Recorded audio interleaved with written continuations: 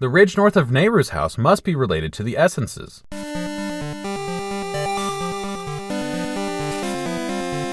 This is Legendary Adventures, a Legend of Zelda playthrough podcast. This week in Oracle of Ages, we head up Rolling Ridge to help the Gorons in the past and the present in order to reach the Crown Dungeon.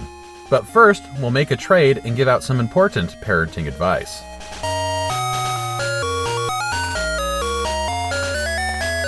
To reach Nehru's house, we must travel through Lina City. In the city, there's a comedian who stands near the river bridge and tells jokes. He notices the cheesy mustache that Link got from the man in Symmetry City and wants it for himself. He exchanges it for a funny joke. He says it's the funniest gag he knows. It's represented by a bow. Honestly, this trade seems like a stretch. We're not even getting an object, though there is one associated with it. We take the joke all the same. Will it be a big hit?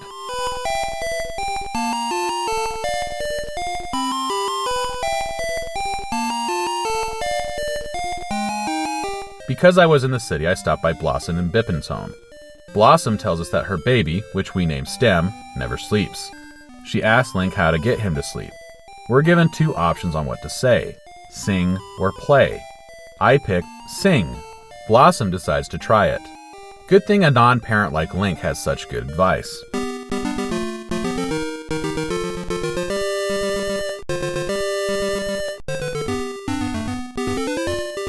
Rolling Ridge sits north of Nehru's house, which is in the Forest of Time east of Lina City. In the present, players will find the ridge inaccessible. There's simply no way up. There is a time portal next to Nehru's house. We play the Song of Echoes. After traveling to the past, we find that the base of Rolling Ridge doesn't sit as high as it does in the present. There are a number of holes blocking the path, but we can cross them with the switch hook. Just on the other side of the holes, we find a cave. Inside is the Goron village, which features a familiar musical theme.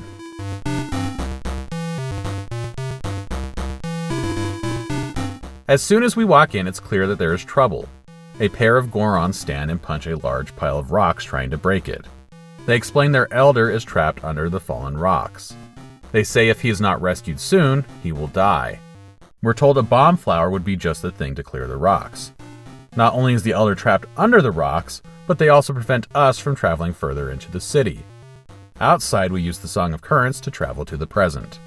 In the present, the rockfall has long been cleared, but there is still trouble in Goron Village. We're told Great Moblin built a castle on top of the ridge, blocking access to the Goron's bomb flower crop. Turns out, in the past, a kid who looked a lot like Link gave the Goron bomb flowers, and they still grow them in the present. What a coincidence! Or is that paradox? We know we need to get those flowers, we just aren't able to get them yet. We're told that we need to move fast in order to get into Great Moblin's castle. If we try to get in, it's not hard to see why. We enter a room with a spiraling pathway. The floor falls away, sending us into a basement level that leads back outside. The Goron who gives us the hint about being able to move fast tells us that long ago, Rolling Ridge was home to a tree with seeds that made you move fast. We can find a portal to the past on top of the ridge, right near a Great Fairy's fountain to the right. On a raised area to the left, we find a mystical seed tree with Pegasus seeds. This replaces the Pegasus boots seen in past games. If we use the seed satchel and place a seed at Link's feet, he will temporarily move at a higher speed. Returning to the present, we enter Great Moblin's castle. It could be considered a mini dungeon, but there's really only a few rooms. We cross the first room with the Pegasus seed. The second room offers a brief breather, before heading into the third and final room, and the boss fight against Great Moblin.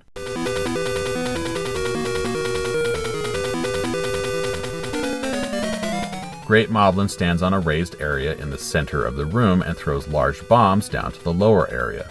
The large bombs are slow to explode. There are also two smaller Moblins on even higher platforms which throw smaller bombs, which explode quickly.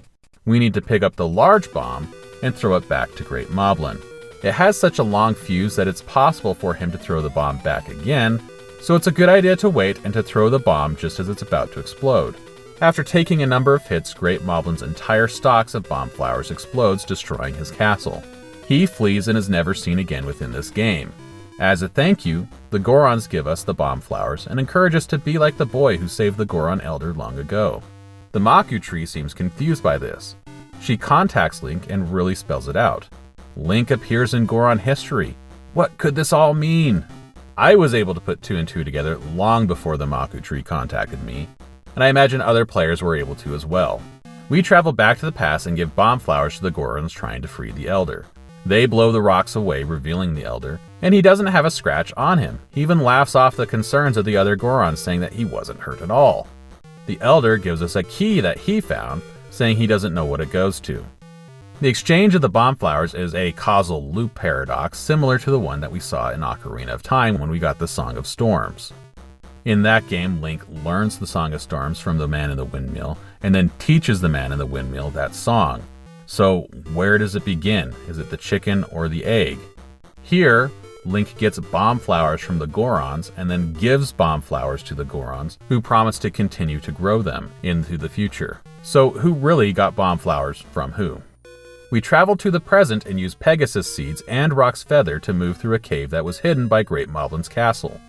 On the other side of the cave, we find a locked door. When we use the key, a crown design is revealed on the wall, and through the door, we find the Crown Dungeon.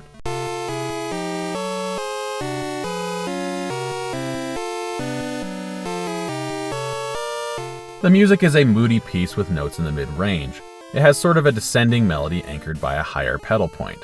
After repeating a couple of times, we hear an alternate melody line with 3 staccato notes ending in a descending line.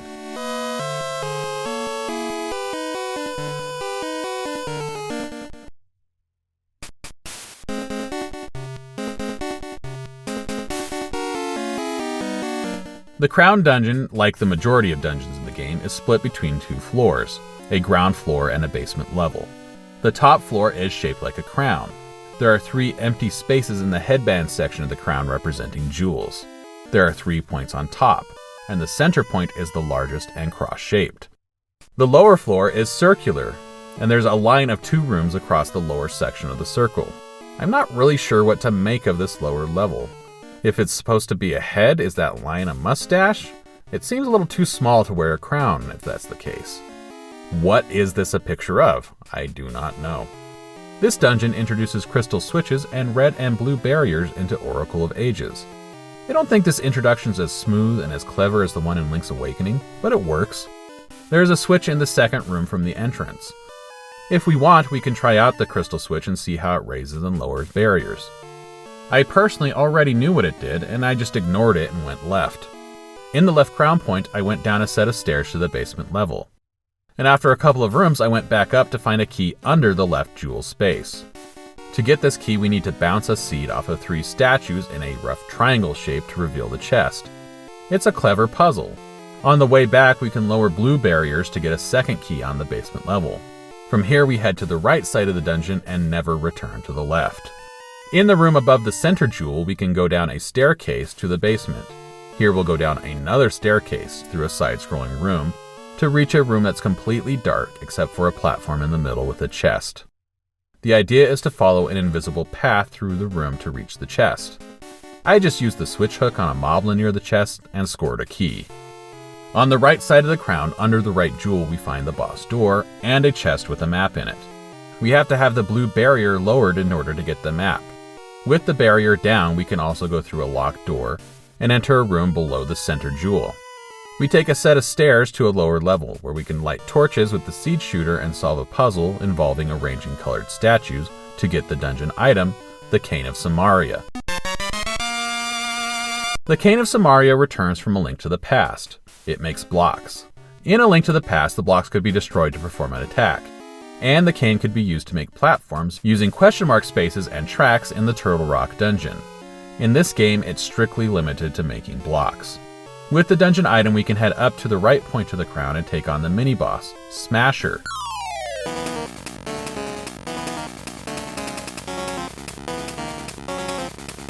It's a returning mini-boss from Link's Awakening. It's a stingray-like enemy which picks up and throws a large steel ball. We avoid getting hit, then pick up the ball and throw it back at Smasher to deal damage. There's a twist with this fight. The steel ball will reset to a fixed location if a throw is missed, adding just a little extra challenge over Link's Awakening. In the right point of the crown, we get the compass. and we head off on a path that will take us through the lower levels of the dungeon and through the center cross-shaped point in order to reach the boss key. We pass through a couple of side-scrolling areas along the way. The boss key is found on the upper left side of the lower level. It's found in a room with 8 colorful statues. We have to reveal the chest by pushing the statues so they surround an owl statue. But the statues of light color are linked together and will move together unless blocked. There was a similar puzzle involving 2 statues earlier in the dungeon. In both cases, the solution is to use blocks from the Cane of Samaria to create barriers which prevent the linked statue from moving while the other statue is pushed into place. This is a moment where the size of the dungeon rooms makes things slightly awkward. After pushing statues in place, we hear the secret jingle, but we don't actually see the secret that was just revealed. It's a chest that is revealed just off screen. It's not too bad, but it is an example of how these large dungeon rooms do affect the gameplay just a bit. We return to the first floor and head below the right jewel to pass through the boss door and face the boss.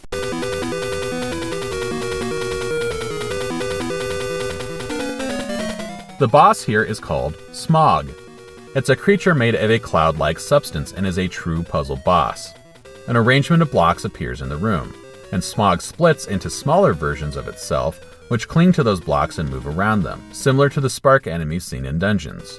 We have to use the blocks and the Cane of Samaria to get the smaller pieces of Smog to reunite, then land hits with the sword.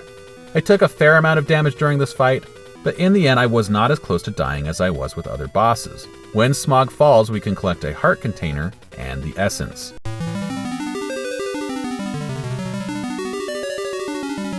It's the sacred soil.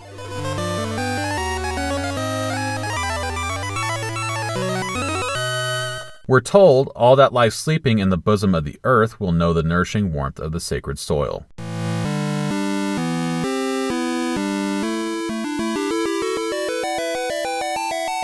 The Maku tree tells us that she still hears an essence echoing near Rolling Ridge. Soon after, a Goron appears directing us where to go. We'll explore the other side of the ridge next week.